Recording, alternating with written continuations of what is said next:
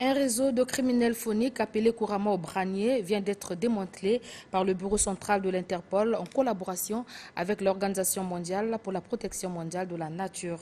Elles sont 4 personnes avec 15,5 kg de pointe d'ivoire dans leur gibecière qui ont été présentées au procureur de la République, Alexis et de la Rivière.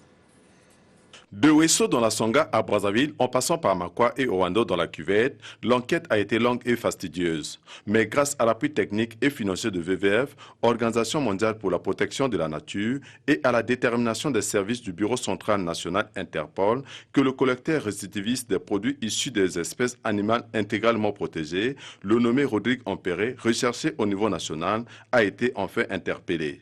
Ce commerçant de produits phoniques a été d'abord interpellé au mois de juin avec 40 kg de pointe d'ivoire. Placé à la maison d'arrêt de Wando, il s'est évadé dans la nuit du 25 au 26 juin dernier. Saisi par les services de WWF, le bureau central Interpol ouvre l'enquête en vue de le rattraper.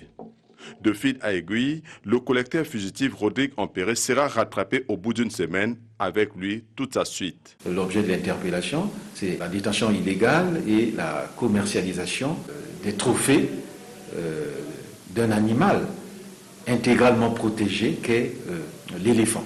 La valeur estimée de ces produits est de 15,50 kg. Il y a 4 sujets et 2 sont des civils, mais 2 autres sont des militaires évoluant à la zone militaire de défense numéro 9. La perquisition effectuée dans le domicile de l'un des 4 interpellés a permis de découvrir d'autres objets qui confirment le caractère de fournisseur de munitions aux braconniers. La perquisition a permis la découverte de 7 chargeurs de PMACA vides et une queue de buffle. L'enquête bouclée, le commerçant des produits prohibés sont présentés au procureur de la République. Et selon la loi congolaise en matière de protection des espèces phoniques et des aires protégées, ces criminels phoniques risquent des peines d'emprisonnement ferme assorties des amendes allant de 100 000 à 5 millions de francs CFA.